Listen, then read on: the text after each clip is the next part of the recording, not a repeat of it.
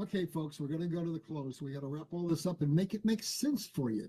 So basically, this is all about God's kingdom, about implementing God's kingdom, and God's kingdom is a system where everything is in balance. So we are going to have to take stewardship over the world. So I'm just going to give you a couple examples. In the coming months, I want to cover this stuff in detail, but we have to become stewards of the resources that God gave us. That means gold, that means silver, that means oil, that means food production, water, everything, all of the things that constitute stability for the world. We have to get back under control. And so let's just take one. The world is absolutely dependent on oil, and we fight wars over it. And here's what we've done with it that has caused some tremendous ecological problems. We found out that we could make something called plastic, a forever substance, not biodegradable, using oil and using natural gas. And we started making plastic bottles, and we transitioned from glass and et cetera, et cetera. But in the background, there was another technology, a far superior technology, but it wasn't invented until we had already started making plastic out of oil and out of natural gas. And so it was sequestered. As you know, there have been 5,915 patents that have been kept from us. And one of the things Trump is doing to restore our economy is he got the Chevron case heard, and basically we are going to have access to those technologies. So let me just share with you one or two of the things that are going to happen that are going to allow us to be stewards and take back control of this beautiful planet that God gave it and heal it and heal ourselves in the process. So we can push for legislation that allows hemp to be manufactured and grown all over the world. It's far more efficient than lumber. You can get several crops a year out of it. It can be used for building. It can be used for, guess what? Plastic. Anything that we make out of oil that's a packaging goods can be made out of hemp. Cellophane, you can make perfectly clear cellophane out of hemp. Cardboard boxes, made out of hemp. Milk jugs, made out of hemp. But what's the difference? It biodegrades. So there's going to be several things that we're going to have to do to take stewardship over the planet to basically wean away from those things that have been put here and the whole system that is put here to make us basically ravage this planet, driven by greed, by maximum profit. And so we're going to have to step up, get educated, and we're going to have to become stewards of the planet. Now, switching back to silver, what does that have to do with the crisis that we're having today? Well, it just so happens that Donald Trump is called the Green Scam, meaning the Green New Deal is nothing but a scam. Here's what he's telling us. He's saying, if you want to know the truth, wind is very expensive. It kills fish, it kills birds, and it is grossly inefficient. Solar panels are purposely inefficient. If you make a solar panel above 30% efficiency, they won't let it on the market. And it uses what? Lots of silver, the most strategically important industrial metal in the world that they're trying to sequester in order to control us. And so all those solar panels, if you pay attention, they're going out. And remember, we have all these escalating storms, windstorms, hailstorms, tornadoes, hurricanes, whatever. And as fast as they can deploy those solar fields, those solar panels are being destroyed, and they're going into landfills, and they have toxic substances. And then we look at all the silver we wasted on those solar fields. I'm telling you, with the 5,915 patents coming out, there's a couple that are absolutely nearly free, totally clean, totally sustaining technologies, and we're going to have to get our hands on them. And it comes from rare earth, and I'll be talking about rare earth. We have come up with a couple of amazing technologies for America to sequester large amounts of rare earth right here in the United States from alternative manufacturing processes. So what's important about rare earth? It gives us magnets. What's important about that? It gives us a source of energy that's virtually free, that's clean, and those magnets last about 300 years. So we're not going to be dependent on wind turbines that are expensive, polluting, and totally it's worthless, and we're not going to be dependent on the solar farms, and we're not going to be dependent on the batteries for the EV cars. Electric is great, but guess what? We have the technology and the shelf patents to run automobiles on batteries. I mean, not on batteries, on magnets, and basically they last for 300 years. It means we finally cut the cord to the grid, because when you're on wind power and when you're on solar panel, you're still connected to the grid. That energy that they create is very inefficient, about 30% efficiency, still transfers through the wires to wherever it's going, back to a power plant or back to your home. And they say that the degradation is about 60%. No, you're going to have your power source right in your home, right in your automobile, and it's going to be coming from permanent magnets. And that's the solution, or at least one of the solutions that we're going to move to. God had everything planned. He says there's nothing new under the sun. What was will be again. We're going to simply rediscover the technologies that I think have been lost or suppressed, and we're going to bring them into implementation.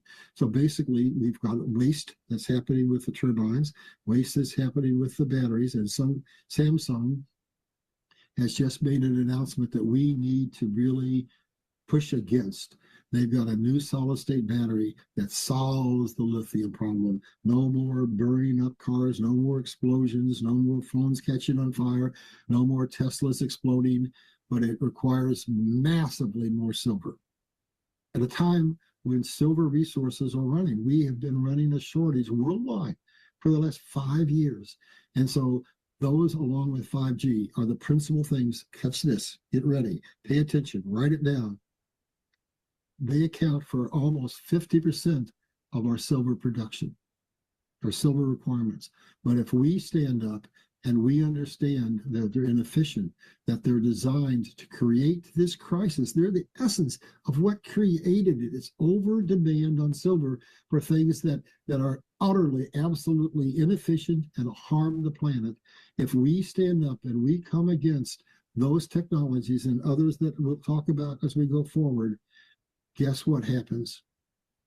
Demand for silver drops by maybe as much as 50% with new technologies that are coming that are more efficient, with putting pressure on those technologies, saying we don't need those batteries, we can go to magnets. We don't need those turbines. They're better solutions. We don't need those EV forms. All of that has to come out. And then we're going to be able to wean down. So we're down, and come to a point where we'll be able to pull out of the ground everything we need. No more shortages. This whole squeeze will be stopped. So that's what basically has to happen. Now, in the short term, it's a little more complicated. In the short term, we're going to have silver drive up and up and up and up and up until basically it reaches the point that people can't afford to buy it. And what does that cause? I mean, you can't afford to buy it for personal. They can't afford to buy it for manufacturing. Soon, what's going to happen, maybe a point I need to make as we close, is the door for private ownership of silver is going to close very soon. The silver for private ownership of XRP is going to close. So if you haven't got that seed in the ground, you need to get it in the ground if it's not already too late. So at any rate, we're going to have to transition to what God always wanted us to have, to technology that's clean, that's non-polluting, that's highly efficient, coupled with a economic system that is designed to make things last as long as possible, so that we stop squandering the natural resources that God gave us, and everybody on the planet can have a much better life. So the silver squeeze is on, and short term, it's going to create absolute chaos.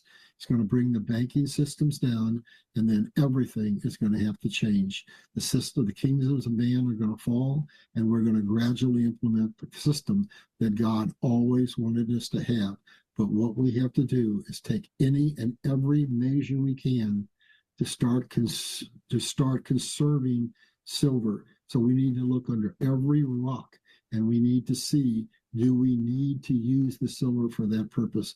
And with that, I want you to understand God is in control. So what was another prophecy that Kim Clement said?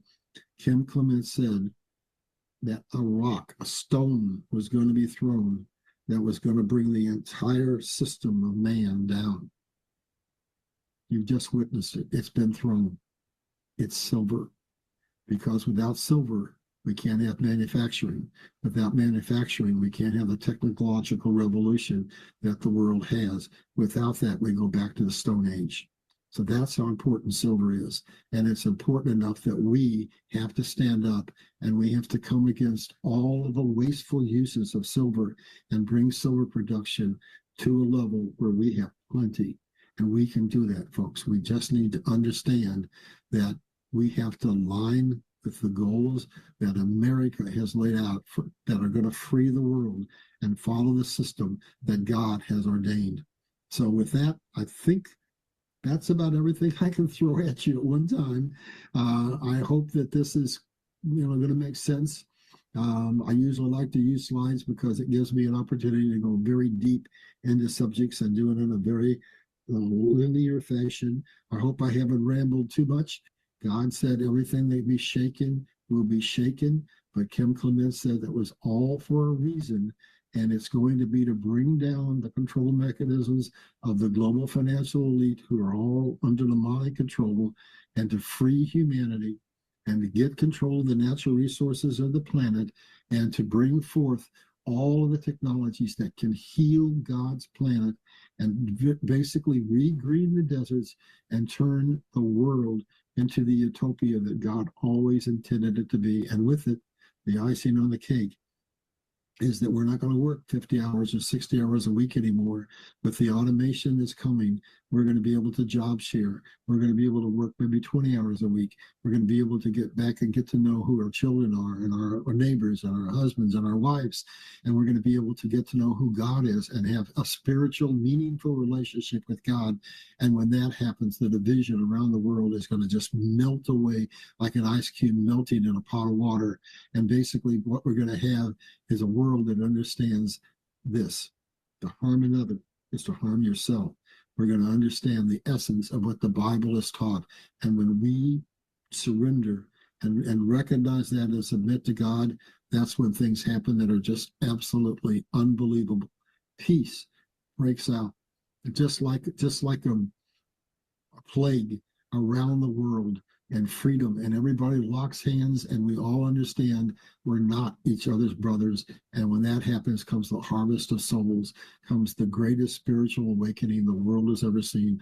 All you got to do, folks, I'm going to just give you a little hint of what God told me when I had my near-death experience. So if you'll make a time to come to me and talk to me, just talk to me like you talk to your father, and set a time, then basically he'll come and talk to you. So for me, it's 5 to 5:15 in the morning. I'm not a prophet, but if I stay diligent to pursuing a voice with God, I find that he answers me always. If I'm in a spot, if I have a quandary, I take it to God and I wait patiently.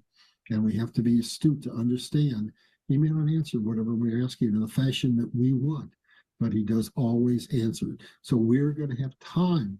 Time is the most important thing in the world to get to know God, and he will lead us out of this mess. And everything that can be shaken will be, but the things that will be rebuilt will be built on a rock, just like what God promised. So with that, I want to again wish you a happy new year, and buckle up. It's going to be bumpy, but I'm telling you, the sun's going to rise, and it's going to be the most beautiful day you have ever imagined.